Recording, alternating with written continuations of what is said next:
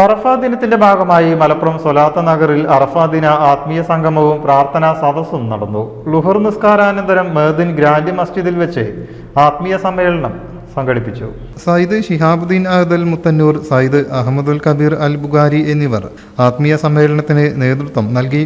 ഖുർആൻ പാരായണം, തഹ്ലീൽ, അദ്കാറുകൾ, സ്വലാത്ത്, പ്രാർത്ഥന എന്നിവ നടന്നു. ഹാജിമാർക്ക് പ്രത്യേക പ്രാർത്ഥനയും സംഘടിപ്പിച്ചു. ശേഷം ഇഫ്താർ കിറ്റുകളുടെ വിതരണവും നടന്നു. മക്കയിൽ നിന്നും Madin academy chairman Sayyid Ibrahimul Khalil Al Bukhari online മുഖേന പ്രാർത്ഥന നടത്തി. മേദിൻ ക്യാമ്പസിൽ വനിതാ വിജ്ഞാന വേദിയും സംഘടിപ്പിച്ചു. Madin school of Quran director Abubakar Saqafi Areekode ഉദ്ബോധനം നടത്തി. സയ്യിദ് കാസിം സൊലാഹി ഐദ്രൂസി പ്രാർത്ഥനയ്ക്ക് നേതൃത്വം നൽകി. News bureau, Malappuram.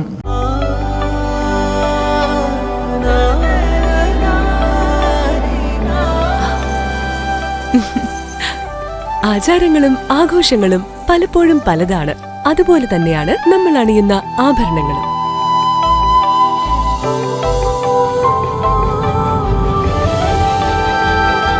ജീവിതത്തിലെ ഓരോ നിമിഷങ്ങളും അവിസ്മരണീയമാക്കുന്നു Azad gold and diamonds. Azad gold and diamonds, Thazhepalam, Tirur.